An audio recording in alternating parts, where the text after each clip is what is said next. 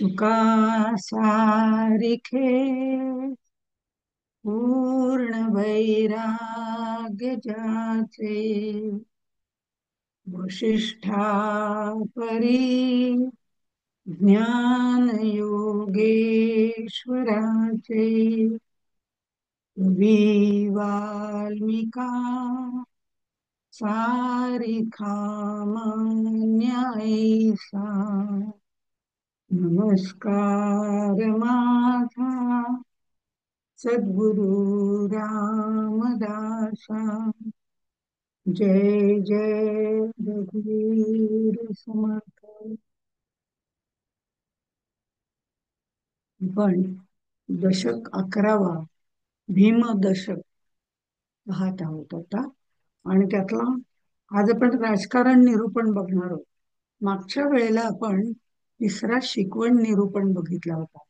हा 11वा दशक जो आहे तो आपल्याला आपण समाजामध्ये राहतोय आणि समाजाबद्दल आपली काही कर्तव्य आहे. त्याचप्रमाणे याच समाजात राहून आपल्याला प्रपंचही करायचा आहे, परमार्थही करायचा आहे. या सगळ्या गोष्टी लक्षात घेऊन आपण एकटी आपली उपासना करणं वगैरे हे तर चालूच असतं. पण तरी सुद्धा काही गोष्टी आपल्याला समाजामध्ये राहताना समाजाप्रमाणे कराव्या लागतात. आणि त्यातल्या चांगल्या गोष्टी कशा करायच्या याची शिकवण समर्थांनी याच्यामध्ये आपल्याला दिलेली आहे. त्यावेळेला प्रत्येक वेळेला आपल्याला त्यांनी वेगवेगळ्या गोष्टी सांगितलेल्या आहेत. आणि ते सांगताना तिसऱ्या समासामध्ये त्यांनी आपल्याला शिकवण निरूपण असा जो समास आपण मागच्या वेळेला बघितला त्याच्यामध्ये प्रपंच आणि परमार्थ याची सांगड घालायला सांगितलेली आहे. आणि ती करताना सुद्धा परमार्थ तर करायचाच आहे आणि प्रपंचही त्याच्याबरोबर आपल्याला करणं आवश्यक आहे. कारण या समाजामध्ये राहताना आपला प्रपंच सुद्धा व्यवस्थित असणं गरजेचं आहे.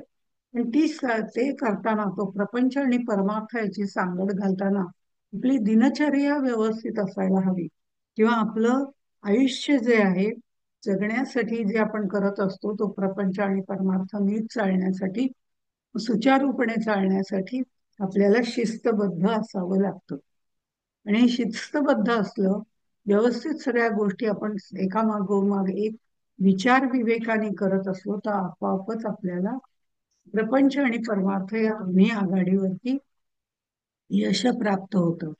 आणि रिकामा जाऊ नये दीक्षण हेही महत्वाची गोष्ट त्यांनी सांगितली. प्रपंच असो किंवा परमार्थ असो, आपल्याला म्हणजे नुसतं आळसामध्ये वेळ घालवू नये.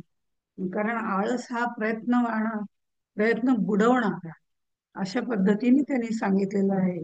आणि मग कसं आपली दिनचर्या असावी हे त्याच्यामध्ये सांगून त्यांनी आपल्याला या दोन्ही गोष्टींवरती व्यवस्थित प्रपंची जो सावधान तो परमार्थ करील जाणं अशा पद्धतीने आपल्याला सांगितलं.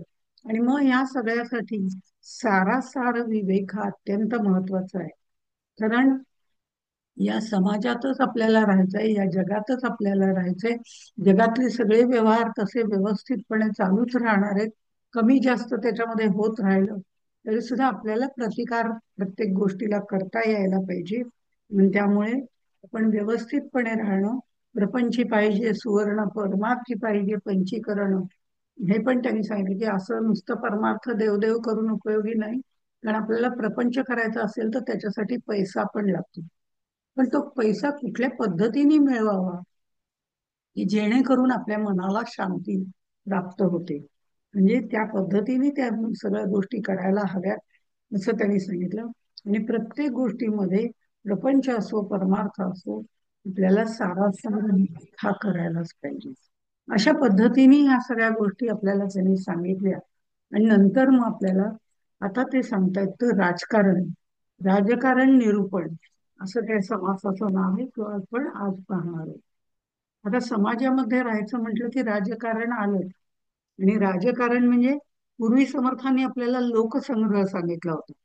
लोकसंग्रह म्हणजे काय? आपल्याला जर समाजात राहायचं असेल तर चार लोकांशी, आपल्या आजूबाजूच्यांशी सगळ्यांशी संबंध असणं गरजेचं आहे. एक संबंध किती ठेवायचे, कसे ठेवायचे, कुणाशी काय पद्धतीने ठेवायचे हे सगळं तंत्र आपल्याला या जाता जाता समर्थ आपल्याला प्रत्येक वेळी सांगतात. कोणाशी मैत्री करावी, कोणाशी करू नये, कोणाशी जवळीक करावी, कोणाशी कोणाला थोडस दूर ठेवावं, हे या सगळ्या गोष्टीचा सारासार विचार आपल्याला करावा लागतो. म्हणून त्यासाठी लोकसंग्रहाची आवश्यकता आहे. आपल्याला जर समाजामध्ये काही कार्य करायचं असेल तर लोकसंग्रहाची आवश्यकता आहेच आहे. लोकसंग्रह करणाऱ्या माणसाचा सगळ्यांशी संबंध येतो. सगळ्यांशी संबंध येतो म्हणजे धर्मसंस्था असतील, साधू संस्था असतील, राज्य संस्था असतील, अर्थसंस्था असतील, म्हणजे हे सगळे ज्या गोष्टी घडत असतात समाजामध्ये, या सगळ्यांशी त्याचा संबंध येतो. राजाला सुद्धा काही वेळेला साधू पुरुषांचा पाठिंबा घ्यावा लागतो. त्या काळामध्ये असे घेतले जात होते. आणि राजाला काही म्हणजे राजा काही उपदेशही राजाने साधू संत जे असतात, चांगले लोक जे असतात, सत्पुरुष जे असतात, महापुरुष जे असतात, ते राजाला सुद्धा त्यावेळेला सभेमध्ये सल्ला देत असत. आणि ते नेहमी चांगलाच उपदेश करतात. आणि तसाच जसं समर्थांनी शिवबाला उपदेश केलेला होता, राजधर्म क्षात्र धर्म हेही सांगितलं होतं, समाजकारण राजकारण याबद्दलही सांगितलं होतं. अशा पद्धतीने लोकसंग्रहाची आवश्यकता असते हे याच्या पूर्वी आपल्याला सांगितलं होतं. आणि ते म्हणताना असं म्हटलं जातं, लोकस्य अनमार्ग प्रवृत्ती निवारणम लोकसंग्रह. म्हणजे अनमार्ग म्हणजे जी लोक वाईट प्रवृत्तीकडे जात आहेत, वाईट मार्गाला जात आहेत, विषयांमध्ये राहून विषय भोगात रमलेली आहेत, अशा सगळ्यांना ते नीती धर्म याच्यापासून दूर आहे, अशा सगळ्यांना एकत्र करून त्यांना योग्य वाटेवर आणण्याकरता लोकसंग्रह करणं हा जास्त महत्वाचा लोकसंग्रह मानला जायचा. आता इथे समर्थाने राजकारण निरूपण सांगितलेलं आहे. राजकारणाची समर्थांची व्याख्या बघितल्यानंतर आपल्या लक्षात येतं की समर्थांचं राजकारण आणि आत्ता चाललेलं राजकारण यामध्ये जमीन अस्मानाचा फरक आहे.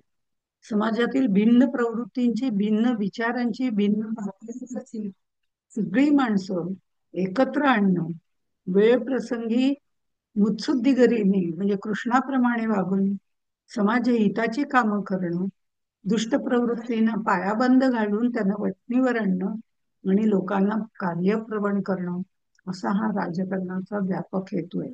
म्हणजे समाजातील भिन्न प्रवृत्तीच्या लोकांना, भिन्न प्रवृत्तीच्या असं म्हटलेलं आहे. भिन्न प्रकृती म्हणजे प्रत्येकाचे स्वभाव वेगवेगळे असतात. प्रकृती म्हणजे स्वभाव, या दृष्टीने त्यांनी म्हटलेलं आहे. कोणाचा रागीट असतो, कोणाचा बडबड असतो, कोणाचा मौनात राहण्याचा असतो. या पद्धतीने प्रकृती भिन्न असते, विचार भिन्न असतात. काहींना झटपट श्रीमंत व्हायचं असतं, काहींना पटकन फळ हवं असतं, काही जण श्रेयस प्रेयसाचा विचार करून फळ मागतात. असे भिन्न विचारांची, काहींचे विचार चांगले असतात, काहींचे विचार वाईट असतात. अशा पद्धतीने वेगवेगळ्या विचारांची माणसं, भिन्न पातळीवरची माणसं, कोणी गरीब असतं, कोणी श्रीमंत असतं, कोणी धडधाकट असतं, कोणी अगदी अशक्त असतं. अशा प्रकारे भिन्न पातळीवरची माणसं पण असू शकतात. आणि ह्या सगळ्यांना एकत्र करायचं आणि प्रत्येकाकडून त्याच्या त्याच्या स्वभावाप्रमाणे काम करून घ्यायचं. जो अशक्त आहे त्याला काहीतरी मजुरीची कामं देऊन काही उपयोग नाही. जो धडधाकट आहे त्याला कुठेतरी दे दोन हात, दे दोन घात, धटासी धट उद्धटासी उद्धट याच्यासाठी वापरता येतं. काही शक्तीची कामं करण्याकरता पण वापरता येतं.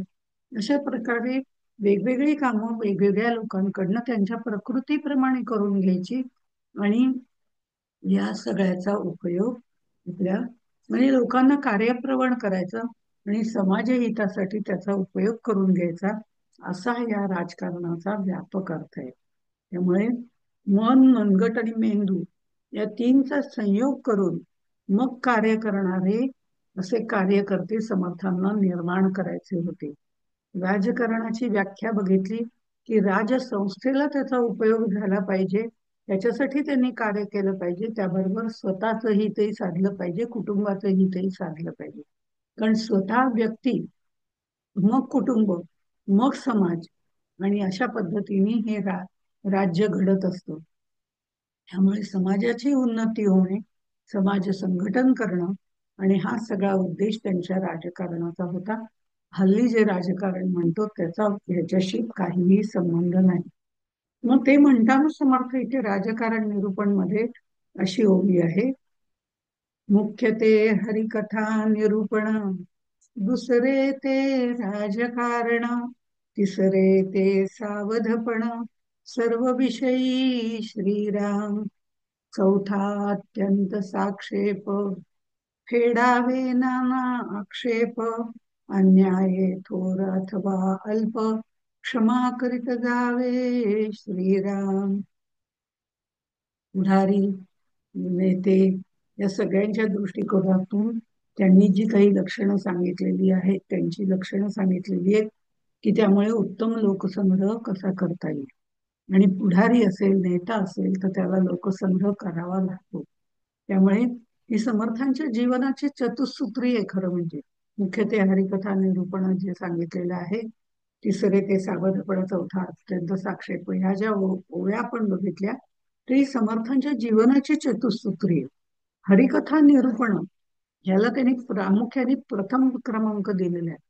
याचं कारण असं आहे, लोकसंग्रह आपल्याला करायचा आहे, समाजाचं संघटन करायचंय, एकत्र सर्वांना आणायचंय. पण मग याच्यासाठी हरिकथा निरूपण अत्यंत महत्वाचं आहे.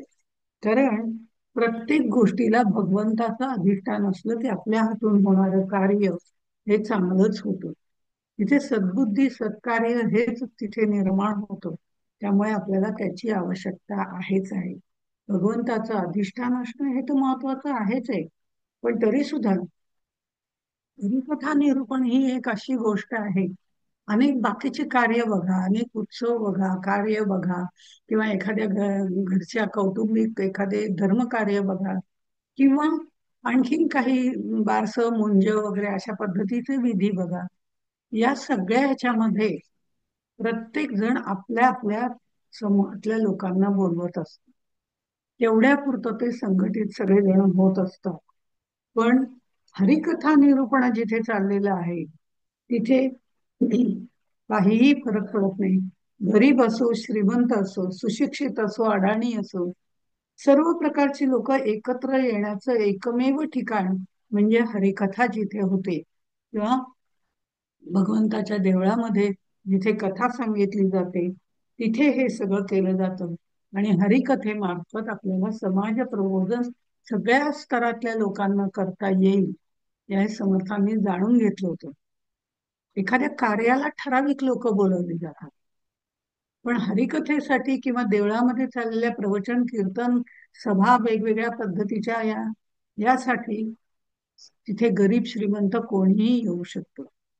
इथे बुद्धिवान पण येऊ शकतात, जे निर्बुद्ध आहे, ज्यांना कमी ज्ञान आहे, काही समजत नाही, अशी लोक पण येऊ शकतात. त्यांनाही त्यातनं प्रबोधन करता येतं.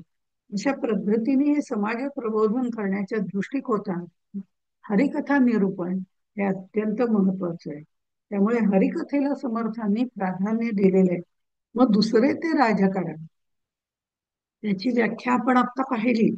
राष्ट्राच्या चरितार्थासाठी राजकारण करणं आवश्यक आहे आणि ते व्यवहार चातुर्य तिथे असणंही गरजेचं आहे. आणि ते व्यवहार चातुर्य कसं असायला पाहिजे, त्यासाठी कोणत्या पद्धतीने लोकसंग्रह करायला पाहिजे, या सगळ्या गोष्टी त्या राजकारण या व्याख्यामध्ये आपल्या लक्षात येतात. तिसरे ते सावधपणा. सर्व व्यवहार करताना, मग राजकारण असो, प्रपंच कारण असो, समाजकारण असो, देवकारण असो, प्रत्येक गोष्टीमध्ये सावधानता बाळगावीच लागते. प्रपंचात सुद्धा सावधानता बाळगावी लागते. पुढचे विचार करून ठेवावे लागतात, त्याच्यासाठी तडजोड करून ठेवावी लागते. आर्थिक संपत्तीची आपल्याला रचना करून ठेवावी लागते. पुढच्यासाठी अनेक गोष्टी करून ठेवाव्या लागतात. हा सगळा प्रपंच करताना विचार असतो, राजकारण करताना सुद्धा हा विचार करावा लागतो.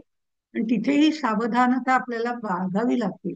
आणि परमार्थात सुद्धा सावधानता बाळगावी लागते. परमार्थामध्ये मोहाच्या क्षणी सावधानता ठेवली नाही तर आपण घसरत जातो.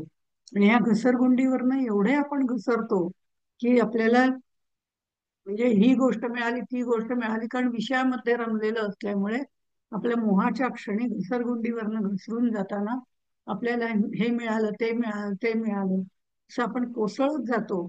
आणि आपलं अधःपतन होत जातं. आणि ते होत असताना सगळ्या गोष्टी मिळाल्याचा आनंद आपल्याला होतो, पण त्याचबरोबर त्यातल्या अनेक ज्या त्रुटी असतात त्यामुळे होणारं दुःख सुद्धा नंतर आपल्याला भोगावं लागतं. आणि मग आपलं किती अधःपतन झालं हे आपल्याला कळत नाही. आणि आपण त्या विषयामध्ये रमता रमता स्वार्थ, क्रोध वगैरे या सगळ्या गोष्टींना बळी पडायला सुरुवात होते. म्हणून मोहाच्या क्षणी आपल्याला सावधानता अत्यंत आवश्यक आहे. तसंच सद्गुरू आपल्याला कधी उपदेश देतील किंवा आपल्यामध्ये प्रबोधन करतील, आपल्यातील शक्ती जागृत करतील, हे आपल्याला सांगता येत नाही. त्या सद्गुरूंच्या चरणी कायम सावधानता आपल्याला ठेवायला लागते, की त्यांचा प्रत्येक क्षण आपल्याला टिपावा लागतो. हे सुद्धा परमार्थामध्ये करावं लागतं. तसं प्रपंचामध्ये सुद्धा अनेक संकटांना तोंड देण्यासाठी, म्हणजे संकट आपल्यावर येऊ नये म्हणूनही सावधानता बाळगावी लागते. राजकारणामध्ये सुद्धा हे सगळ्या गोष्टी कराव्या लागतात, कारण गुप्त गोष्टी अनेक आपल्याला तिथे सांभाळाव्या लागतात. आणि ही गुप्तता सांभाळणं हे अत्यंत राजकारणामध्ये आवश्यक असतं. चौथा जो आहे तो साक्षेप. याला साक्षेप म्हणजे उद्योगशीलता किंवा प्रयत्न म्हणूया थोडक्यामध्ये. पण उद्योगशीलता, सतत माणसाने काहीतरी करत राहिलं पाहिजे. आणि ते समाजाच्या हिताचं, स्वतःच्या हिताचं, कुटुंबाच्या हिताचं चांगल्या पद्धतीने केलं पाहिजे. काहीतरी करत राहिलं पाहिजे, याचा अर्थ काय करायचं हेही महत्वाचं आहे. त्यामुळे इथे आळसाला प्रोत्साहन तर द्यायचं नाहीच आहे. प्रयत्नांचं मूल्य कधीही त्यांनी कमी करायला सांगितलेलं नाहीये. आणि मग प्रपंच असो, परमार्थ असो, प्रयत्न हा करायला पाहिजे. असेल हरित देईल खाटल्यावरी, हे त्यांना कधीच मान्य झालेलं नाही. त्यामुळे हे सगळे बरं, प्रयत्न सुद्धा नियोजनपूर्वक करायला पाहिजे. प्रयत्न करताना सुद्धा आपले काहीतरी कोणीतरी सांगितलं म्हणून हे केलं, ते केलं, ते केलं, ते केलं, अशी ढोर मेहनत करण्यात काही अर्थ नाही. प्रपंचामध्ये असू दे, परमार्थामध्ये असू दे, राजकारणामध्ये असू दे, समाजकारणामध्ये असू दे, ढोर मेहनतीला उपयोग नाही. आपल्याला प्रयत्न कोणत्या दिशेने करायचे, काय करायचे, योग्य करायचे, कसे करायचे, हे सगळं सारासार विचार करून ठरवावं लागतं. पूर्ण विवेकाने योग्य मार्गाने मेहनत करणं हे महत्वाचं आहे. अशा पद्धतीने ही चतुसूत्री समर्थांच्या जीवनाची तर होतीच होती. तिचा अनुभव घेऊन त्यांनी आपल्याकरता ही चतुसूत्री मांडलेली आहे. त्यामुळे या सगळ्या गोष्टी आपल्याला लक्षात ठेवाव्या लागतात. आणि मग त्यांनी म्हटलंय की जीवनसूत्री जी आहे ती आपल्यासाठी आहे. आपण कार्य करण्याच्या दृष्टिकोनात नाही, समाज हिताच्या दृष्टिकोनात नाही, व्यष्टी समष्टीच्या सगळ्यांच्या हिताच्या दृष्टिकोनातून त्यांनी सांगितलेली ही चतुसूत्री आहे. पुढे ते असं म्हणतात, ह्याला आणखीन एक जोड द्यावी लागते. आपल्याला जर संघटन करायचं असेल, आपल्याला जर वेगवेगळ्या प्रकारचे विचार करायचे असेल, आपल्याला समाजाची बांधिलकी करायची असेल, तर त्यावेळेस त्याच्याबद्दल काही प्रयत्न करायचे असतील, तर आणखीन एक गोष्ट, एक विचार महत्वाचा आहे. तो म्हणजे जाणावे परांचे अंतर, उदासीनता निरंतर, नीती न्यायासी अंतर, पडोच नेदावे श्रीराम. दुसऱ्याच्या मनात काय चाललंय हे आपल्याला ओळखता आलं पाहिजे. आपण बोलत असतो, कोणी ऐकत असतं, आपलं बोलणं त्याला आवडत नसतं, काहींना आवडत असतं, अशा सगळ्या गोष्टी असतात. ज्या वेळेला आपण बोलतो त्यावेळेला समोरच्याच्या चेहऱ्यावरच्या भावानी, ज्याला आपण बॉडी लँग्वेज म्हणतो, त्या बॉडी लँग्वेजनी, त्याच्या वागण्या बोलण्यावरनं आपल्याला हे लक्षात आलं पाहिजे की दुसऱ्याच्या मनात काय आहे. आपण सांगतोय त्याचा काही उपयोग होणार आहे का? आपण न सांगून काही होणार आहे का? किंवा आपल्या सांगण्याचा त्यांना कंटाळा आलाय का? मग आपण ते सांगून काही उपयोग होणार नसेल तर सांगणं आवश्यक आहे का? किंवा त्याच्या मनामध्ये हे सगळं करायची इच्छा आहे, पण त्याला ते साध्य होत नाही, तळमळ त्याच्या चेहऱ्यावर दिसते का? हे दुसऱ्याचे अंतर जाणणे ही अत्यंत महत्वाची कला समाज संघटनामध्ये आपल्याला ते बॉडी लँग्वेज वरनं माणसाच्या कळतं. आपण बोलत असताना तो होला हो करतो, नाहीला नाही करतो, पण त्याच्या मनात काय चाललंय हे आपल्याला व्यवस्थित व्यक्तिपरीक्षा करता येते. आणि ती आपण करायची. त्याच्या मनात चांगलं असो, वाईट असो, काहीही असो, आपण मात्र नीती न्यायाने वागलं पाहिजे. आपली वृत्ती उदासीन ठेवायला पाहिजे, म्हणजे अलिप्त ठेवायला पाहिजे. हा अलिप्तपणा आपल्याला सगळीकडे उपयोगीच पडतो. आपण एखाद्याला एखादी गोष्ट सांगतोय, पण त्याच्या मनातच नाहीये ऐकायचं. त्याच्या मनात नाहीये, पण तो मारून मुटकून ऐकतोय आणि त्याला ते करायचं पण नाहीये, हे आपल्याला जर त्याच्या बॉडी लँग्वेज वरनं कळलं, तर आपल्याला तिथून अलिप्तपणा घेता आला पाहिजे आणि त्यातून बाजूला होता आलं पाहिजे. तो विषय बदलून टाकता आला पाहिजे. योग्य वेळ आली की ती समजावूनही देता आलं पाहिजे. अशा सगळ्या गोष्टी करताना आपलं मात्र अलिप्तपण तिथे असलं पाहिजे. समाजात, राजकारणात असे बहुसंख्य लोक आहेत जे स्वार्थी आहेत, संधी साधू आहेत. त्यांना जेव्हा मिळत असतं तेव्हा ते खुशीत असतात आणि आपल्यावरती प्रेम करतात असं दाखवतात. पण मुळामधून त्यांना प्रेम असतं असं नाही. म्हणजे चांगल्यासाठी आणि आपल्या स्वार्थासाठी या सगळ्या गोष्टी ते करत असतात. अशी ही संधी साधू लोक सुद्धा, अपमतलबी लोक ज्यांना म्हटलं जातं, ही आपल्याला ओळखता आली पाहिजे. त्यामुळे ती लोक आपला गैरफायदा घेतात. ते परांतर जाणणं दोन्हीच्या दृष्टिकोनात, दुसऱ्याचं अंतःकरण जाणणं, वरवर तेवढ्या पुरतं गोड बोलणारी माणसं आपल्या जवळ असतात आणि ती आपलं इतकं कौतुक करतात, आपल्याबद्दल खूप छान बोलतात, पण मनामधून त्यांना आपल्याबद्दल द्वेष असण्याची पण शक्यता आहे. हे आपल्याला ओळखता आलं पाहिजे. म्हणजे अशा स्वार्थी लोकांना आपल्यापासून किती दूर ठेवायचं. संबंध तोडण्याचं कारण नसतं, कारण ते आपल्या तोंडावर गोड बोलतच असतात. परंतु आपल्याशी गोड बोलले म्हणून त्यांच्या आहारी न जाता, त्यांचा दृष्टिकोन काय, मनापासून सुद्धा गोड बोलणारी लोक असतात, मनापासून आपल्यावर प्रेम करणारे, हे दुसऱ्याचे अंतर आपल्याला ओळखता आलं पाहिजे. अंतर म्हणजे अंतःकरण, ते आपल्याला ओळखता आलं पाहिजे. व्यवहाराची ही जाण, ज्ञानाचं हे चातुर्य किंवा हे अन्य चातुर्य आपल्याकडे असणं गरजेचं आहे. बरोबर दुसऱ्याची स्तुती करून आपलं प्रस्थ वाढवणारी पण बरेच लोक असतात, तेही आपल्याला माहिती. बरोबर दुसऱ्याची स्तुती करून, महाराज म्हणजे काय, अमके होते तमके होते, गजानन महाराजांबद्दल अतिशय छान बोलणारा विठोबा घाटोळ आपल्याला माहितीये.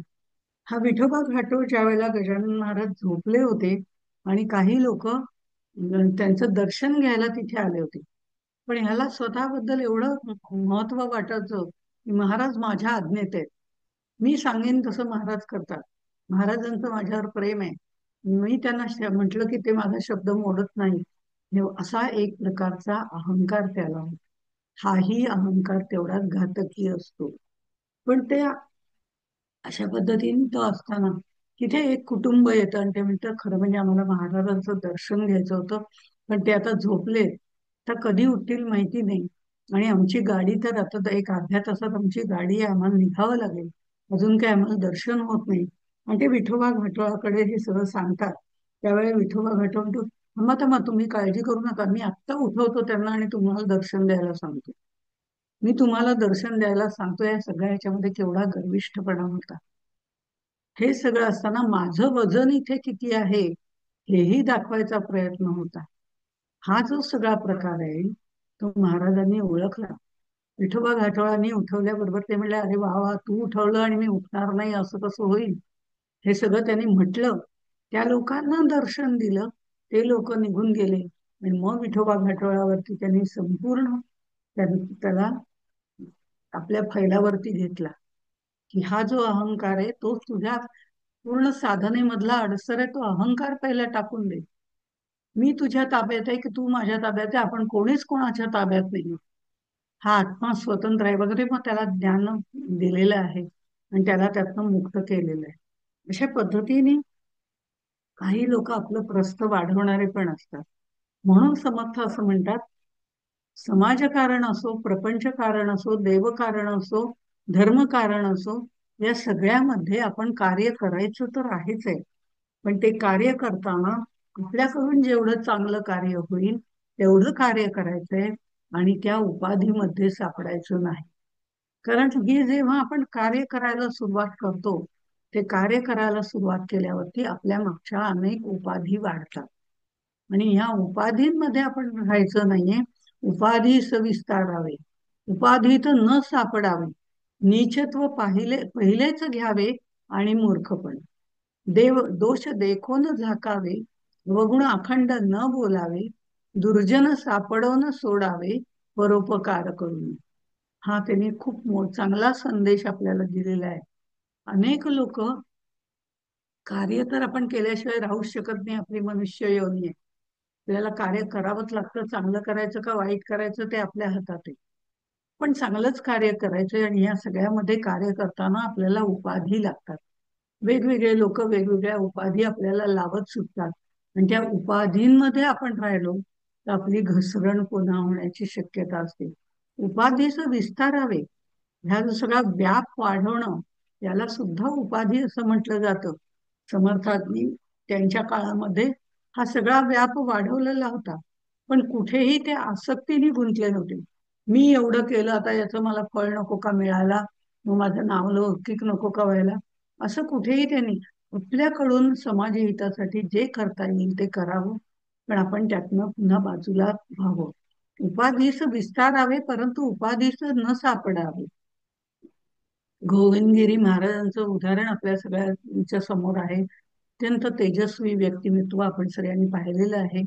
आणि ह्या राम मंदिराची आर्थिक सुव्यवस्था त्यांनी ते सर्व बघतात, आणि सगळ्या भारतभर त्यांचं भ्रमण चालू असतं.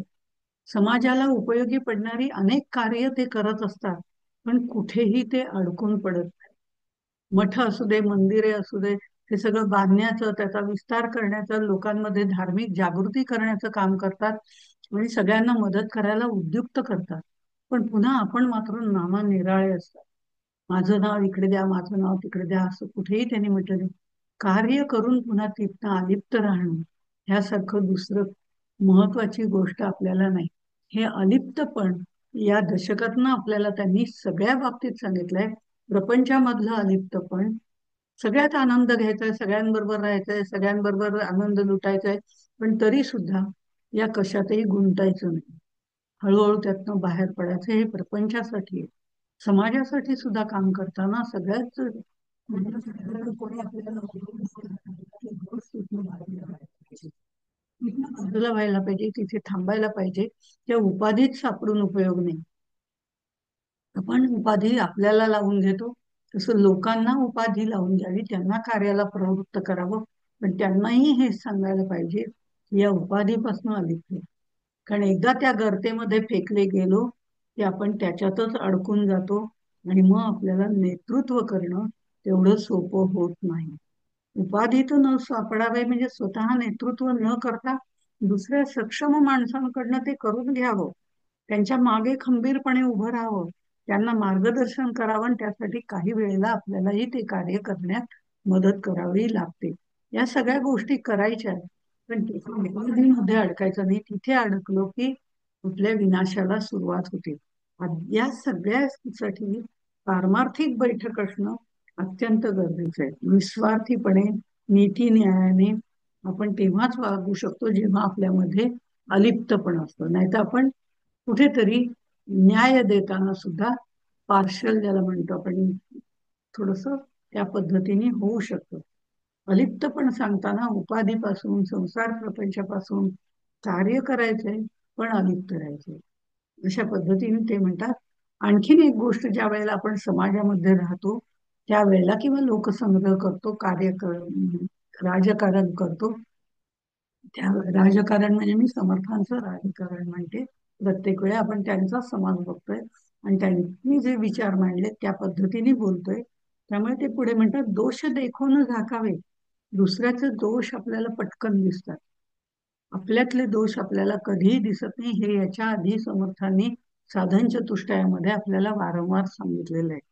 आपल्याला स्वतःचे दोष अजिबात दिसत नाही, पण दुसऱ्याचे दोष मात्र दिसतात. त्यामुळे आपल्याला जेव्हा दुसऱ्याचे दोष दिसतात त्यावेळेला सातत्याने ते बोलून दाखवू नये. एखाद वेळे सांगणं वेगळं आहे, ते सांगताना सुद्धा अल्प शब्दामध्ये फक्त सांगायचं आणि बाजूला व्हायचं. ते उगाळून उगाळून उगाळून सांगायचे नाहीत, सातत्याने सांगायचे नाहीत. आपण सतत जर दुसऱ्याचे दोष दाखवत बसलो तर निश्चितपणे लोक आपल्यावरती नाराज होतात. दुसऱ्याच्या चुका पाहाव्यात, दुसऱ्याच्या चुका, दुसऱ्याचे दोष ओळखून घ्यावे, हळूहळू त्यांना त्या दृष्टीने बाजूला सारून चांगल्या दृष्टीने, चांगल्याकडे, सद्गुणांकडे न्यायचा प्रयत्न करावा. पण सातत्याने त्यांना त्यांचे दोष दाखवायला लागले तर ती लोक आपल्यापासून दूर जातात. उलट आपल्या बोलण्याने आणि आपल्या वर्तनातून त्यांचे दोष कसे जातील, आपलं वर्तन, आपला आदर्श त्यांच्या पुढे ठेवल्यानंतर आपोआप त्यांच्यातले दोष कसे कमी होतील.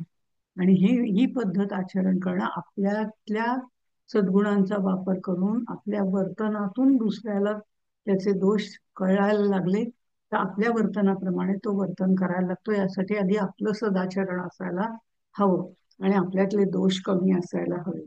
म्हणून दुर्गुण अवघे सोडावे असं समर्थ आपल्याला वारंवार सांगतात. साधन चतुष्टयामध्ये हे दुर्गुण कसे सोडता येतील, त्याच्यासाठी अहंपणा कसा कमी करायला हवा, या सगळ्या गोष्टी आपल्याला आधी समर्थांनी सांगितलेल्या आहेत. त्याचा उपयोग आता कसा करता येतो हे आपल्या लक्षात येतं. आणि मग त्या लोकांना चांगलं बोलून, चांगल्या पद्धतीने समजावून त्यांच्यातले दोष बाजूला करण्याचं काम करावं. आणि मग दोषांची चर्चा करून सातत्याने दोष उगाळून दाखवू नये. कारण काही वेळेला राजकारणाच्या दृष्टीने जर बघितलं तर दुर्जनांचा सुद्धा त्याच्यामध्ये समावेश असणं आवश्यकता असते. त्यांनाही आपलंसं करून घ्यावं, त्यांच्यावर उपकार करावे आणि त्या दुर्जनांना सुद्धा आपलंसं करून घ्यावं, त्यांना आपलं मिंद करून ठेवावं. त्यांच्याकडनं कुठलीही गोष्ट घेऊ नये, आपण त्यांचे मिंदे होऊ नये दुर्जनांचे. आणि दुर्जनांना आपले मिंदे करून ठेवावे असं समर्थ सांगतात. कारण गुंड आहेत, खोटं बोलणारे आहेत, लावालाव्या करणारे आहेत, मारामारी करणारे आहेत, धटासी धट उद्धटासी उद्धट अशी आवश्यकता असते. राजकारणामध्ये ज्या वेळेला काही दुर्जन लोकांचा प्रवेश होतो, दुष्टांचा प्रवेश होतो, वाईट कृत्य करणाऱ्या, हाणामारी करणाऱ्या लोकांचा प्रवेश होतो आणि त्यावेळेला सज्जन लोक त्यांना प्रतिकार करू शकत नाही. त्यांच्यात तेवढी पात्रता नसते. अशक्त लोक त्यांना त्याचा विरोध करू शकत नाही. अशा वेळेला हे जे आपल्या हाताबरोबर आलेले जे दुर्जन आहेत, ज्यांना आपण मिंध करून ठेवलेलं आहे, असे लोक कामास येतात. हुंबे असे हुंबा लावून द्या. पुढे एक राजकारण समाज आहे आपल्याला आणखीन एक, त्याच्यामध्ये या गोष्टी सांगितलेल्या आहेत, त्या त्यावेळेला बघणारच आहोत. पण हे जे आहे, अशा वेळेला त्या दुष्टाचा या दुष्टाशी परस्पर संबंध लावून द्यावा आणि काठीने काटा काढावा. अशा पद्धतीने आपल्याला राजकारणामध्ये आणि आपण पुन्हा अलिप्त असावं, अशा पद्धतीने पण राजकारण करावं लागतं. त्याचीही आवश्यकता आहे. म्हणून सगळ्याच पद्धतीची लोक राजकारणामध्ये आवश्यक आहेत. त्यांना सांभाळावं लागतं. पण कोणाला कसं सांभाळायचं हे महत्व आहे. मग जे दुर्जन आहेत त्यांना या पद्धतीने निंद करून सांभाळावं लागतं. आपल्यावरती त्यांचे उपकार कुठल्याही प्रकारचे येता कामा नये हे मात्र जागृत राहावं लागतं. तर मौन जे सांभाळतात त्यांना काही राजकारणातल्या गुप्त गोष्टी सांगून त्या त्यांच्याकडनं करून घ्याव्या लागतात. जे वाचाळ बडबडणारे असतात त्यांना एखादी गोष्ट आपल्याकडे सगळीकडे पसरवायची असेल तर त्या पद्धतीने ती गोष्ट त्यांना सांगता येते की मी फक्त तुला म्हणून सांगते, सांगू नको बरं का कुणाला. असं म्हटल्यावर ती व्यक्ती 10 व्यक्तींना सांगू नको बरं का कुणाला असं म्हणून सांगत सुटते. हे आपल्याला माहिती असतं. प्रत्येकाच्या वागण्याचा योग्य तऱ्हेने आपल्याला उपयोग करून घेता आला पाहिजे. असं राजकारण केलं आणि ते करता करता उपाधीस विस्तारावे परंतु उपाधीत न सापडावे, या पद्धतीने आपल्याला राहता आलं पाहिजे. हे राजकारण करताना समर्थांनी असं म्हटलंय, राजकारण बहुत करावे परंतु कळोची नेदावी, परपीडेवरी नसावे अंतःकरण, लोक पारखून सांडावे, राजकारणे अभिमान झाडावे, पुन्हा मिळवून घ्यावे, दुरील दोरे श्रीराम. राजकारण करत असताना गुप्तता बाळगणं अतिशय आवश्यक आहे. गुप्त मसलती ज्या आहेत त्या गुप्त ठिकाणीच कराव्या लागतात. त्या राज दरबारात गुप्त गोष्टी कधीही केल्या जात नाहीत, कारण तिथे हजारोनी लोक असतात. सगळे राज दरबारातले लोक असतात, त्यांच्या समोर गुप्त गोष्टी करता येत नाही. असं जर केलं तर त्यांच्या शत्रूलाच फायदा होईल. काही काही लोक त्यातले असे शत्रूला मिळालेले पण असतात, पण आपल्या दरबारामध्ये असतात. ते शत्रूला त्या बातम्या नेऊन सांगणारे पण असतात. हे सगळं लक्षात ठेवून आपल्याला राजकारणामध्ये गुप्तता बाळगावी लागते.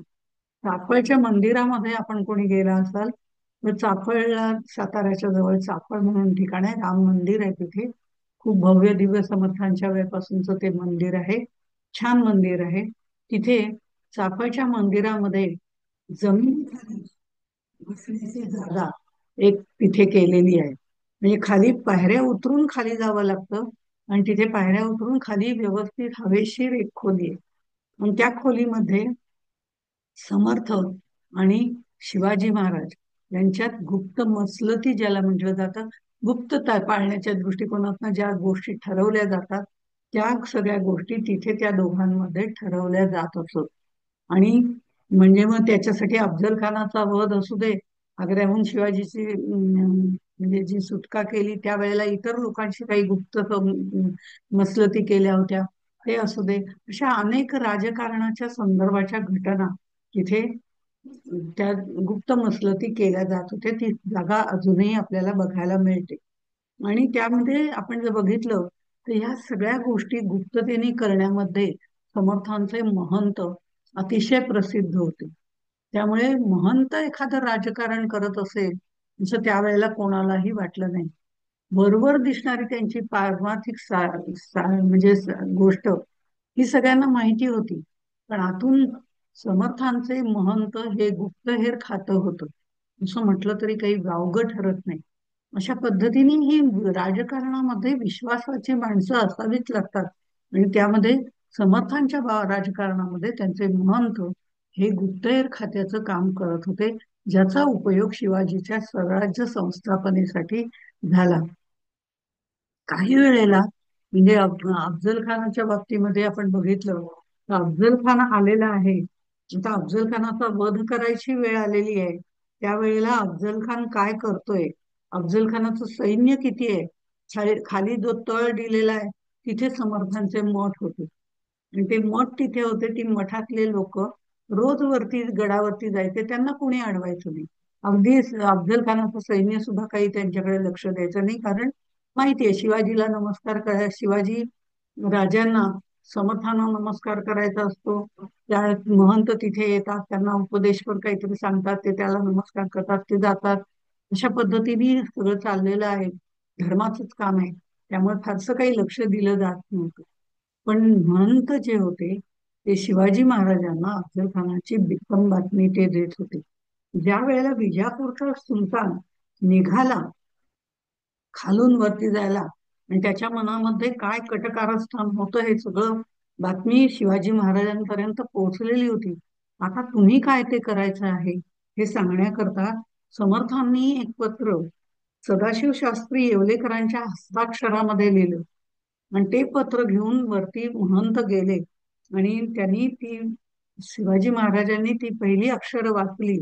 आणि विवेके करावे कार्य साधन, विवेके करावे कार्य साधन, जाणार नरतनू हे जाणून.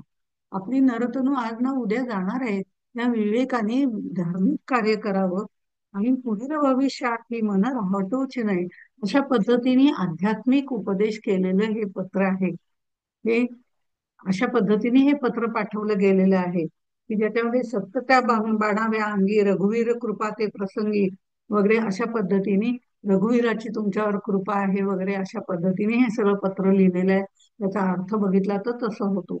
पण तरी सुद्धा या प्रत्येकाचं पहिलं अक्षर जर आपण बघितलं, प्रत्येक ओळीचं पहिलं अक्षर जर आपण बघितलं तर विजापूरचा सरदार निघाला आहे. विजापूरचा सरदार निघाला आहे ही त्याची आद्याक्षर आहे. हा संदेश शिवाजीपर्यंत पोहोचवण्यासाठी ते पत्र घेऊन सदाशिव शास्त्री येवलेकर पण गेले. संदेश पाठवणारे समर्थ आहे, पण ते वाचणारा सुद्धा तेवढाच विद्वान आहे, तो म्हणजे शिवाजी राजा आहे. त्यामुळे त्यांनी हा संदेश ओळखला आणि सगळ्यात शेवटी समर्थांनी लिहिलं होतं, एकांती विवेक करून इष्ट योजना करावी, आत्ताची ही संधी तू काही सोडू नको. त्याचा वध करण्याची ही उत्तम संधी आहे. आणि ती तयारी घेऊन शिवाजी महाराज तिथे आले होते. अशा पद्धतीने वेगवेगळ्या प्रसंगी समर्थांनी उपदेशही शिवाजी राजांना केलेला आहे. आणि पूर्वीच्या काळी ऋषी मुनी असा उपदेश राजाला करत असत. त्यामुळे ऋषीमुनींची आवश्यकता त्याच्यासाठी होती. आज कुठेही तशी व्यवस्था आपल्याला दिसत नाही आणि तशा पद्धतीने उपदेश करणारे ऋषी पण आपल्याला दिसत नाही. म्हणजे ऋषी तुल्य व्यक्तिमत्व अशी असणं आज समाजाला गरजेचं आहे. आणि तशी ती निर्माण व्हायला पण पाहिजे. अशी काहीतरी हाताच्या बोटावर मोजण्यासारखी थोडीफार आहे, पण तरी सुद्धा ती सोडता त्याची संख्या वाढायला हवी, ती वाढत नाही. असो. ऐसे ऐसे असो राजकारण, सांगता ते असाधारण, सुचित असता अंतःकरण राजकारण जाण. राजकारण वाटतं तितकं सोपं नाही. त्यामुळे त्या राजकारणात आपलं अंतःकरण शुद्ध पाहिजे, असं त्यावेळेस समर्थांनी सांगितलेलं आहे. हे त्यावेळेचं राजकारण आहे, आत्ताचं राजकारण नाही. त्यामुळे त्या राजकारणामध्ये अंतःकरण आपलं शुद्ध असलं पाहिजे. पूर्वग्रह दूषित राजाने कधीही राहू नये. पूर्वग्रह दूषित असेल तर तो त्याप्रमाणेच कार्य करतो. त्यामुळे तसं राहू नये. आपण सुद्धा प्रपंचात किंवा परमार्थात पूर्वग्रह दूषित कार्य करू नये. कारण एखाद्याने आपलं पूर्वी वाईट केलेलं असतं म्हणून आपण तेच डोक्यात धरून बसतो. काही गोष्टी काही काळानंतर सोडून द्याव्या लागतात. तीच व्यक्ती काही वेळेला त्याला पश्चाताप झालेला असतो, त्यांनी आपण काय बोललं ते चुकीचं बोललं असं वाटत असतं.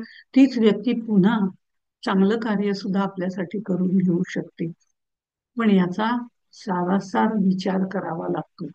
आणि पूर्वग्रह दूषित कुठलीही गोष्ट करू नये, असं आपल्याला प्रपंचात आणि परमार्थात दोन्ही ठिकाणी उपयोगी पडतं.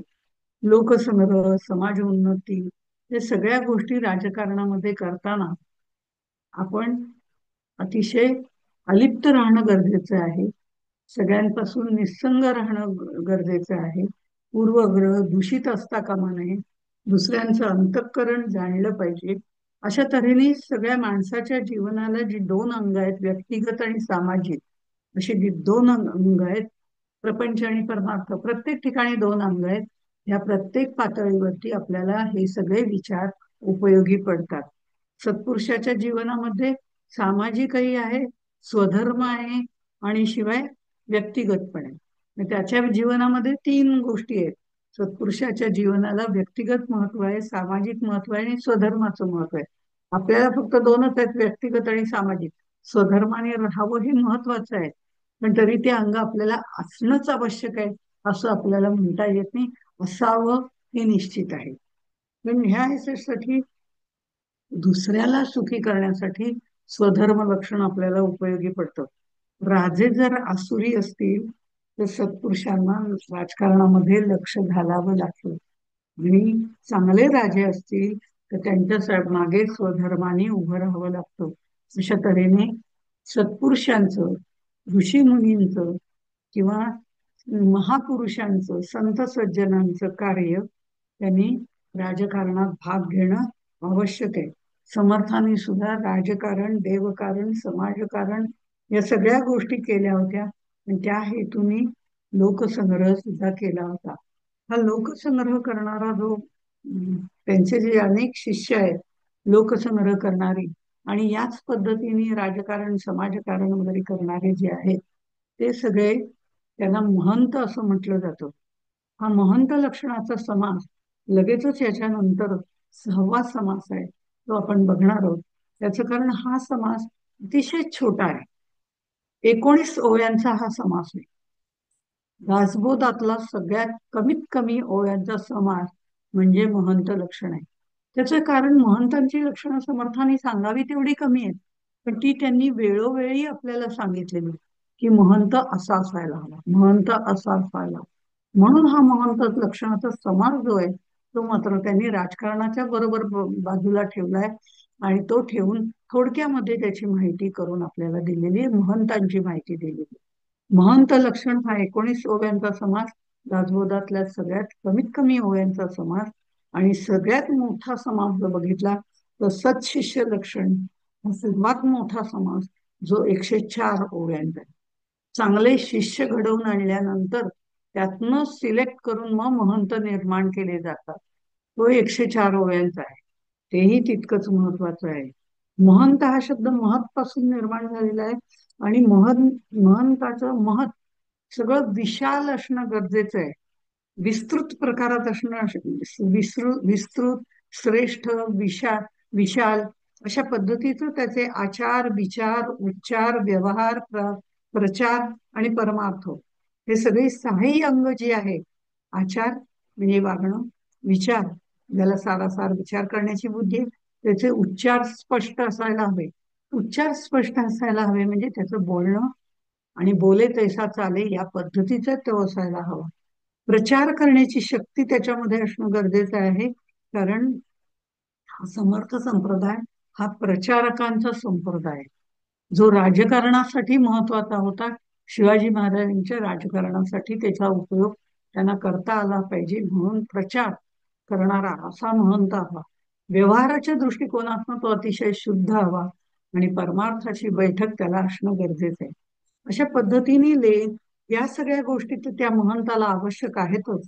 या सहा ही जी सहा अंग आता आपण बघितली, या सहा अंगांनी महंताचं व्यक्तिमत्व पूर्णपणे विशालतेने विकसित झालेलं हवं असं समर्थ म्हणतात. म्हणजे त्यांचा महंत काय दर्जाचा असेल याचा आपल्याला विचार करता येतो. आणि इथे संप्रदाय मी म्हटलं तसा हा प्रचारकांचा आहे. त्यामुळे अशा पद्धतीने सगळा प्रचार करणारा सुद्धा समर्थ महंत असणं गरजेचं आहे. अबोल असून काही उपयोग नाही. त्याला चार लोकांना चार गोष्टी चांगल्या पद्धतीने सांगता आल्या पाहिजे आणि त्या प्रकारे त्याचं आचरण असायला पाहिजे. नाही तर हा सांगतो पण हा काहीच काही करत नाही, असं उपयोगाचं नाही. इथे त्यांनी सुरुवातीला असं म्हटलेलं आहे, शुद्ध नेटके लिहावे, लेहून शुद्ध शोधावे, शोधून शुद्ध वाचावे, चुको नये श्रीराम. विस्कळीत मातृकाने मस्त कराव्या, धाट्या जाणून सुदृढ धराव्या, रंग भरून राखाव्या, नाना कथा श्रीराम. इथे शुद्ध नेटके लिहावे, लिहिताना समर्थांचा लेखनाविषयी समास आहे, तर तोही अतिशय महत्वाचा आहे. शुद्ध नेटके लिहावे, लिहिताना अतिशय शुद्ध लिहावं. हा शब्दशः अर्थ मी सांगते. लेहून शुद्ध वाचावे, वाचताना सुद्धा आपण बघतो काही जण इतकं रे रे रे रे रे रे करत वाचतात की ते काय वाचतात हे त्यांना तरी कळतं का नाही कोणास ठाऊक. त्यामुळे वाचताना सुद्धा जे आपण वाचतोय त्याचा गर्भितार्थ लक्षात घेऊन वाचन उत्तम रीतीने करता आलं पाहिजे, की जे वाचल्यावरती दुसऱ्याला समजलं पाहिजे. शोधून शुद्ध वाचावे, काय वाचायचं हाही पुन्हा प्रश्न आहे. वाचायला, वाचन करायला अनेक प्रकारची कथा पुस्तकं वगैरे आपल्याला उपलब्ध असतात. त्यातलं कोणतं वाचायचं की जेणेकरून आपल्यावरती चांगले संस्कार होतील, हाही विचार करा. शोधून शुद्ध वाचावे हेही आहे, चुकवू नये, ह्याच्यात कुठेही चूक करू नका. शुद्ध नेटके लिहावे, लिहून शुद्ध शोधावे, शोधून शुद्ध वाचावे अशा पद्धतीने. मग समर्थांचा लेखन क्रियेवरती भर असल्यामुळे ते म्हणतात अक्षर सुंदर असावं, शुद्ध नेटके लिहावे, काना मात्रा वेलांट्या याची वेलांटी त्याला त्याच्या. आमचं असं होतं, आम्ही लिहिताना वहीवरती लिहिताना सुरुवातीला इतकं सुंदर पहिल्या एक चार वळी इतक्या सुंदर येतात. सगळ्यांच्या म्हणत नाही मी, आमच्या सारख्यांच्या सुरुवातीच्या चार ओळी इतक्या वहीवरती सुंदर येतात की आता अगदी पूर्ण वही आहे. आणि शेवटी शेवटी मग कुत्र्याचे पाय, मांजराचे पाय, झुरळाचे पाय अशा पद्धतीने ते भरा भरा भरा भरा लिहिलं जातं. आणि ते अक्षर इतकं काही बिघडत बिघडत बिघडत जातं की शेवटचं काही वाचताच येत नाही, कंटाळा येतो. पहिल्यापासून शुद्ध नेटके लिहावे, ते शेवटपर्यंत लिहावे असं समर्थ सांगतात. त्यामुळे हे लिखाण शुद्ध असावं. जसं मी आता म्हटलं त्याप्रमाणे हे लेखन जर शुद्ध असेल, चांगलं असेल, तर ते पुढच्या लोकांना व्यवस्थितपणे आपल्या पश्चातही वाचता आलं पाहिजे अशा पद्धतीने त्यासाठी वाचन स्पष्ट, शुद्ध, श्रवणीय, रसाळ, मोहक असं असावं की ते ऐकताना कंटाळा येऊ नये. पारायण करताना सुद्धा आपण शब्दाची गती नुसती वाढवून उपयोग नाही, त्याचे उच्चारही तेवढेच स्पष्ट होतात, करता आले पाहिजेत. इतक्या पद्धतीने ते पारायण करता आलं पाहिजे, नाहीतर पारायणाचं पलायन व्हायला सुरुवात होते. अशा तऱ्हेने त्यांनी सांगितलेलं आहे. कारण महंतांनी त्यावेळेला अनेक पद्धतीच्या वेगवेगळ्या पोथ्या लिहून काढलेल्या आहेत. समर्थांचा दासबोध सुद्धा अनेक लोकांनी पुढे लिहून काढलेलं आहे. आजही ती लोक लिहित आहेत. हे विशेषत्वाने आपल्याला पाहायला मिळतं की आजही अनेक लोक समर्थांचे ग्रंथ लिहून काढतायत. समर्थांचे असे नाही, वेगवेगळ्या लोकांनी साधू संतांचे ग्रंथ लिहिले गेलेले आहेत. त्यामुळे हे सगळं लिहिताना सुद्धा एकदा अशी एक कथा एक सांगितली जाते की समर्थांची स्वारी रामगळीमध्ये असताना तिथे कल्याण स्वामींनी काही दासबोधाचा भाग लिहून घेतला होता. दासबोध हा ग्रंथ समर्थ सांगत असत आणि कल्याण स्वामी त्याचे लेखक किंवा ज्याला म्हणता येईल त्यांनी तो लिहून घेतलेला आहे. आणि तो लिहून घेतलेला काही भाग त्यावेळेला तयार झाला होता आणि तो भाग त्यांनी लिहून झालेला समर्थांना दाखवला की मी असं असं लिहितोय. त्यावेळेला समर्थांना ते असं म्हणालेले, कल्याणा, ग्रंथाचं अक्षर यापेक्षा सुंदर हवं बरं, कारण नंतर हा ग्रंथ अनेक लोक वाचणार आहेत. त्यांच्यापर्यंत तो पोचायला त्यांना तो तसा व्यवस्थित राहायला पाहिजे. अक्षर सुंदर आणि वळणदार असलं पाहिजे. तेव्हा तो कल्याण स्वामी म्हणले, निश्चित तुम्ही म्हणताय ते खरं आहे. स्वामींनी जर कित्ता घालून दिला आणि तर ते अक्षर वळवण्याची खटपट मी करीन. मी मग ग्रंथ लिहायला सुरुवात करीन. हळूहळू एकीकडे रफ ग्रंथ लिहीन, आधी लिहून घेईन एकीकडे, पण त्याच्या आधी मी कित्ता गिरवण्याची प्रॅक्टिस करेन. आणि समर्थांनी त्याला कित्ता लिहून दिलेला आहे. आणि हा कित्ता भुर्ज पत्रावरती लिहिलेला आहे. सोन्याचा शाईनी तो लिहिलेला आहे, असं एका बखरीमध्ये म्हटलेलं आहे. म्हणजे कल्याण स्वामी ज्या ज्या वेळेला जायचे समर्थांच्या बरोबर, त्यांच्या बरोबर 20-30 किलोचं वजन तर नक्की असायचं. आणि हे वजन म्हणजे, हे ओझं म्हणजे सगळी लेखन सामग्री असायची. शाई असायची, बोरू असायची, विविध रंग तयार केलेली शाई असायची, अनेक प्रकारचं साहित्य, त्या फळ्या असायच्या बांधायला, काही ग्रंथ तयार झाला तर व्यवस्थितपणे दोरे असायचे. आणि समर्थ जिथे बसतील तिथे हे सगळं साहित्य घेऊन बसायचे. त्यांच्या तोंडून ओव्या यायला सुरुवात झाली की ते लिहून घ्यायचं काम करत असत.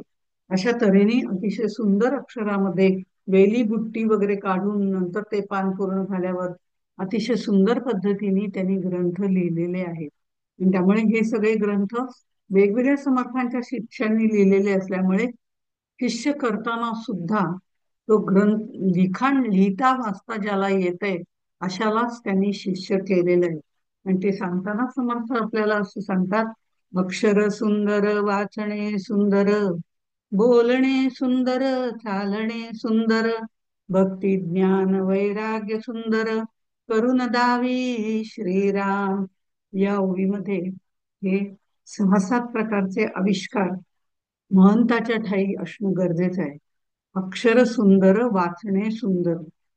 महंताचं अक्षर तर सुंदर असायला हवं, त्याला सुंदरपणे वाचता यायला हवं, त्याच्या बोलण्यामध्ये मार्दव असायला पाहिजे, मधुरपणा असायला पाहिजे, नेटकेपणा असायला पाहिजे. बोलताना फापड पसारा त्यांनी करू नये. त्याचं चालणं सुंदर असावं, म्हणजे चालणं म्हणजे त्याचं वागणं, अशा अर्थाने त्यांनी म्हटलेलं आहे. म्हणजे त्यांनी वेगवेगळ्या ग्रंथांच्या नकला वगैरे करताना व्यवस्थित तर लिहायचंच आहे, पण वाचणं सुंदर असण्याबरोबर त्याचं चालणं सुंदर असणं गरजेचं आहे. म्हणजे जसं तो लिहितोय, जसं तो बोलतोय, त्याप्रमाणे बोले तैसा चाले या पद्धतीचं त्याचं चालणं हवं. म्हणजे त्याचं वागणं सुद्धा सुंदर असायला हवं. सुंदर म्हणजे नेटकं असायला हवं. प्रत्येक गोष्टीमधलं त्याचं वागणं नेटकं असायला हवं. त्याचबरोबर त्याच्याबरोबर भक्ती, ज्ञान, वैराग्य या सगळ्या गोष्टींचा आदर्श असा तो असला पाहिजे. त्याचे शब्द, त्याचे अनुयायी, इतर लोक सहजपणे मान्य करतील अशी त्याची कृती असायला हवी. की ह्यांनी सांगितलंय ना, म्हणजे ते करायलाच हवं, एवढा ठाम विश्वास त्याच्याबद्दल असायला हवा, असं समर्थांनी सांगितलेलं आहे. कारण समर्थांचा हा महंत आदर्श पुरुष आहे. त्यामुळे आदर्श पुरुष असणं गरजेचं आहे आणि ह्यांनी लोकांना शिकवणं गरजेचं आहे. एका अर्थाने तो शिक्षक असणं पण गरजेचं आहे. आणि समर्थ हाडाचे शिक्षक होते असं त्यांचं वर्णन केलं जातं. विवेकानंद म्हणतात, अशा माणसाने निस्पृह माणसाने, म्हणजे अशा निस्पृह माणसाने शिक्षक होऊन देशाची नवी पिढी तयार करावी. देशाची शिक्षण व्यवस्था संन्यस्त वृत्तीच्या माणसाच्या हातात असायला हवी. या वरच्या ओळींमध्ये समर्थांनी महंताचं नितांत सुंदर लक्षण निर्माण केलेलं आहे. देशाची शिक्षण व्यवस्था त्यांच्या हातात असायला हवी. पूर्वीच्या काळी कुलगुरू पद्धत होती. त्या कुलगुरूमध्ये कुलाच्या म्हणजे जे गुरु आहे त्यांच्या ठिकाणी जाऊन राहायचंय. कुलकुरामध्ये तिथे राहायचंय. त्या झोपडी असो, तिथे त्यांचा आश्रम असो, त्या आश्रमामध्ये वेगवेगळी कामं करायची. मग तो राजा असो, राजपुत्र असो, नाहीतर सामान्य असो, तिथे जाऊन ही जी कुलगुरू पद्धत आहे ती अतिशय महत्वाची होती. आणि त्याचा अंत झाला तेव्हापासून आपली आपली म्हणजे भारतीय संस्कृतीमध्ये शिक्षकांचं महत्वच कमी होऊन गेलं आणि त्यांना मानही तेवढा कमी दिला जायला लागला. पण शिक्षकही या तोडीचे असणं गरजेचं आहे. आता तेही फक्त अर्थार्थी झालेले आहेत आणि मुलं अभ्यासार्थी झालेली नाही, परीक्षार्थी झालेली. परीक्षेत कसे मार्क मिळवायचे एवढंच ते भूकंपट्टी करून करतात.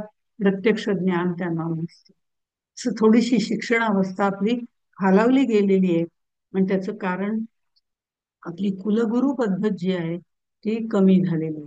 ती त्या काळामध्ये होती आणि त्या काळामध्ये ह्या सगळ्या गोष्टी महंत पण करत होते. तेही एक प्रकारे गुरुस्थानी होते. तेही एक प्रकारे शिष्य म्हणजे शिष्यांना शिकवणारे असे गुरु जरी असले तरी सुद्धा ते सर्वसामान्य लोकांना सुद्धा चार चांगल्या गोष्टी समाजकारणाच्या शिकवत होते. कुटुंबाच्या बद्दल माहिती देत होते, ज्ञान प्राप्त करून देत होते.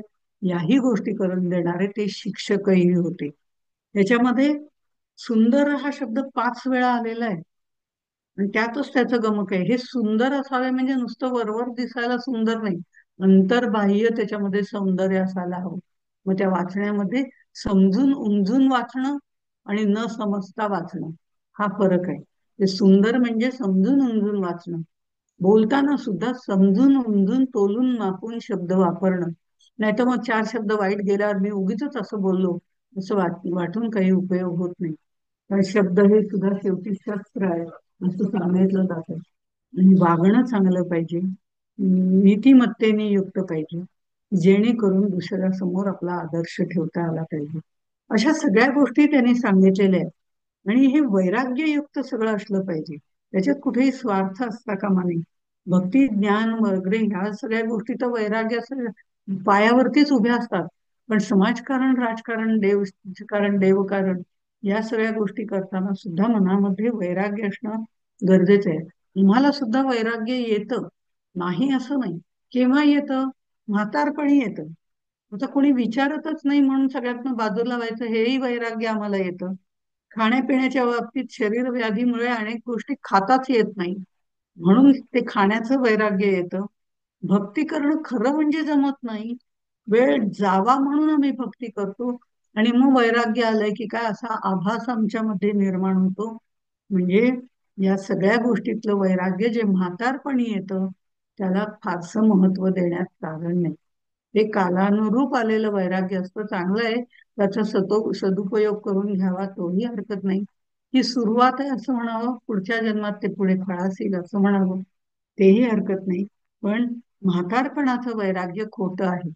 तरुणपणी वैराग्य असणं हे महत्वाचं आहे. आणि वैराग्य ते धारण करावे ते सुद्धा त्यांनी सुंदर म्हटलेलं आहे. वैराग्य भक्ती ज्ञान वैराग्य सुंदर करून दावी. हे सुंदर केव्हा होतं?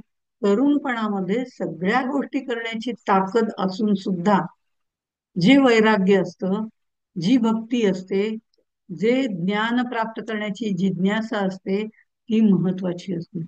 कारण तेव्हा सगळं शरीर आपल्याला सगळं करण्याकरता उपलब्ध असतं, तरी सुद्धा विषयांमध्ये आवश्यक तेवढं रमून ज्ञानेंद्रियांना आवश्यक तेवढा उपभोग देऊन त्या सगळ्यापासून अलिप्त राहून भक्ती मार्गाला लागणं किंवा बाकीच्या वैराग्य ज्ञान मार्गाला लागणं, भक्ती ज्ञान कर्म या कुठल्याही मार्गाला लागणं यासारखं भक्ती ज्ञानयुक्त वैराग्य समर्थांना अपेक्षित आहे. आणि समर्थांचे सगळे शिष्य तरुण वयातले असेच आहेत. समर्थांनी जे शिष्य आधी मुळामध्ये केले आपले ते सुद्धा सगळे 8 ते 10 वर्षामधले होते. इतक्या लहान वयात ते सगळे शिष्य केले होते आणि ज्यांना लिहिता वाचता थोडंफार का होईना येत आहे असे लोक केले होते. लहान मातीच्या म्हणजे आपण जे म्हणतो ओला मातीचा गोळा असला की त्याला आकार देणं सोपं पडतं, त्याप्रमाणे वेण्णास्वामी या सगळ्यात मोठ्या असलेल्या, मोठ्या म्हणजे त्यांना जेव्हा शिष्यत्व त्यांनी दिलं, त्यांनी जेव्हा समर्थांना गुरु केलं आणि त्या जेव्हा शिष्य झाल्या, तेव्हा त्या काहीतरी 18 एक वर्षाच्या होत्या, म्हणजे सगळ्यात मोठ्या होत्या. बाकी त्यांचे सगळे शिष्य जे झालेले आहेत ते लहानपणी झालेले आहेत. अशा पद्धतीने त्यांनी सगळ्यांना तयार केलेलं आहे आणि आपल्या तालमीमध्ये, आपल्या शिस्तीमध्ये, वैराग्यपूर्ण वयाच्यामध्ये त्यांनी तयार केलेलं आहे. आणि म्हणून हे सगळे जण जे आहेत ते अतिशय उत्तम महंत आहेत असं म्हटलं जातं. आणि समर्थ यांना अंतरात्म्याची उपमा देतात. आहे तरी सर्वा ठाई, हो जाता कोठेच नाही. आहे तरी सर्व ठाई म्हणजे अंतरात्मा हा सगळ्यांच्या ठाई आहे, तुमच्या, माझ्या, इतरांच्या, सगळ्यांच्या सगळ्यांच्या ठाई आहे. आहे तरी सर्व ठाई, पाहो जाता कोठेच नाही, पण तो अलिप्तपणे राहणार आहे. सगळ्यांपासून अलिप्त राहणारा असा हा अंतरात्मा आहे. तो जेव्हा उपाधीमध्ये सापडतो त्यावेळेला तो चंचल असतो, पण तो जेव्हा निरुपाधिक होतो, म्हणजे उपाधी आधी असणं मग निरुपाधी होणं, ही मनुष्याची वृत्ती आहे. तो उपाधी सगळ्या लावून घेतो, विषयात रमतो, सगळं करतो आणि मग त्याला वाटतं ह्याचा काही उपयोग नाहीये, हे विषय सगळे आहेत, हे आपल्याला नंतर काही उपयोगी पडणारे नाही, आपल्याला कुठेतरी अलिप्त होणं गरजेचं आहे. आणि तो अलिप्तपणाचा हा दशक आहे. हे अलिप्त होणं गरजेचं आहे आणि अलिप्त होऊन प्रत्येक गोष्ट करायला काहीच हरकत नाही. हा अंतरात्मा सुद्धा उपाधीमध्ये सापडतो तेव्हा तो चंचल असतो. आणि जेव्हा उपाधीतून बाजूला व्हायला त्याची सुरुवात होते त्यावेळेला तो निश्चळाकडे झुकायला सुरुवात होते. ती उपाधीत रहित अंतरात्मा तो निश्चळ असतो, पण उपाधी सहित असलेला अंतरात्मा चंचल असतो. त्यामुळे हा महंताला अंतरात्म्याची उपमा दिली, तो निश्चळ आहे, त्यामुळे अलिप्त आहे, वैराग्यपूर्ण आहे. आणि तसाच तो अंतरात्मा असतो, तो सर्वांच्या ठाई असतो. पण पाहायला गेलो तर कुठेच दिसत नाही. माझा अंतरात्मा कुठे आहे तो मला शोधून काढून मी तुम्हाला दाखवतो असं आपल्याला पाहायला जावं तर तो कुठेच दिसत नाही. हा महंत सुद्धा सर्व कार्य करतो, सर्वांच्या पाठी उभा राहतो, सर्वांना मार्गदर्शन करतो, काय करावं कसं करावं याचं सगळं निवेदन करतो आणि स्वतः मात्र एकांतामध्ये राहतो. लोकांतामध्ये राहून एकांत सेवन करणं हे महंताला समजतं. हे सगळं कार्य करून सुद्धा कुठलीही उपाधी स्वतः लावून न घेता, कुठलाही मीपणा तिथे न, मी केलं हा कुठलाही भाग तिथे न ठेवता, हे सगळं ईश्वरी कृपेने झालं अशी भावना ठेवणारा तो महंत असतो. अशा महंतांनी बऱ्याच गोष्टी समर्थांच्या राजकारणामध्ये केलेल्या आहेत. आणि त्या करताना ते असं म्हणतात, राखो जाणे नीती न्याये, न करी न करवी अन्याये, कठीण प्रसंगी उपाये, करू जाणे श्रीराम, ऐसा पुरुष धारणेचा, तोची आधार बहुताचा, दास म्हणे रघुनाथाचा, गुण घ्यावा श्रीराम. असा महंत सर्वांमध्ये राहून सर्वांपासून अलिप्त असतो, शक्तिबुद्धीचा निश्चय असतो. असं महंतांनी असावं असंही त्यांना वाटतं, असं आपल्यालाही असायला हरकत नाही. महंतांची लक्षणं प्रपंच आणि परमार्थ दोन्हीकडे आपल्याला उपयोगी पडतात. त्यामुळे शक्तिबुद्धीने वागणारे असे हे महंत जे असतात ते पुढील गोष्टी बघतात आणि त्याप्रमाणे उपाययोजनाही करतात, संकटांवर मात करतात आणि नीती न्यायाने वागणारे असतात, दुसऱ्यावर कधीही अन्याय करत नाही. महंत चांगल्या लोकांच्या पाठी कायम उभे राहतात आणि भक्तांना कार्यप्रवण करतात, सत्कार्य प्रवण करतात, आध्यात्मिक मार्गावर जाण्यासाठी उत्तेजन देतात आणि विविध विद्यांमध्ये सुद्धा मार्गदर्शन करतात. अशा या महंतांनी श्रीरामाचा गुण घ्यावा, त्याचा आदर्श आपल्या पुढे ठेवावा असं समर्थ सांगतात. कारण समर्थांनी सुद्धा रामाचा आदर्श पुढे ठेवला होता. त्यांनी 1100 मठ स्थापन केले होते, ठिकठिकाणी वेगवेगळे मठपती त्यांनी स्थापन केले होते. आणि मग या सगळ्या गोष्टी त्यांनी केल्या होत्या आणि या करताना लोकांना तर लोकांसाठी लोकांच्या करता अशा पद्धतीने केल्या होत्या, यात कुठलाही स्वार्थ नव्हता, हे सगळ्यात महत्वाचं आहे. आणि श्रीरामाच्या बाबतीत ते असं नेहमी म्हणतात की त्याचा आदर्श ठेवावा, तो सत्यवचनी आहे, नीतीने वागणारा आहे. आणि हा संप्रदाय, त्याचं श्रीराम हे आराध्य दैवत आहे. त्यामुळे या संप्रदायाची सगळी बीज रामायणावरती आधारित आहेत. त्यामुळे दास म्हणे रघुनाथाचा गुण घ्यावा, असं हा समाजाचा मार्गदर्शक महंत त्यांनी रामाचं अनुसरण करावं आणि वेगवेगळ्या गोष्टी करत राहाव्यात. हे सगळे शिष्य त्यांनी जे तयार केले होते, ही सगळी चालती बोलती विद्यापीठ होती. पारमार्थी कोणची गाठलेली समर्थांची व्यवहारातली दृष्टी सुद्धा उत्कट भव्यतेची घ्यावे अशा प्रकारची होती. आणि महंत सुद्धा त्या पद्धतीने वागत होते, उत्कट भव्यतेची घ्यावे. महंत सुद्धा त्यांना शारदेचं महत्व माहिती होतं, सरस्वतीचं महत्व माहिती होतं, शिक्षणाचं महत्व माहिती होतं. त्यामुळे त्यांच्या ह्याच्यामध्ये ईश्वरी प्रतिबिंब आपल्याला शारदेचं सुद्धा पाहायला मिळतं, भक्तीचंही पाहायला मिळतं, सरस्वतीचं पाहायला मिळतं. त्याचप्रमाणे निष्काम कर्मयोग सुद्धा पाहायला मिळतो. अशी ही सगळी भव्य दिव्यता आपल्याला महंतांमध्ये पाहायला मिळते. तो महंत अतिशय महत्वाचा आहे असं समर्थ म्हणतात, आणि तो समाजाला उपयोगी पडणार आहे. अशा तऱ्हेने महंताचं थोडक्यात वर्णन त्यांनी आपल्या पुढे केलंय. आणि या महंताची लक्षणं वारंवार त्यांनी आपल्याला पुढे, असा महंत असतो अशा पद्धतीने पुढेही सांगितलेली आहे. आज आपण इथेच थांबू. आणि अलिप्तपणा प्रत्येक वेळेला आपल्याला कशा पद्धतीने कुटुंबात म्हणा, समाजात म्हणा, किंवा कार्य करताना म्हणा, अलिप्तपणा आपल्याला कसा ठेवता येतो हे या दशकातनं आपल्याला त्यांनी सांगितलंय. त्याचं जास्तीत जास्त अनुकरण करण्याचा प्रयत्न आपण करू. आणि इथे पण इथेच थांबू. जय जय रघुवीर समर्थ.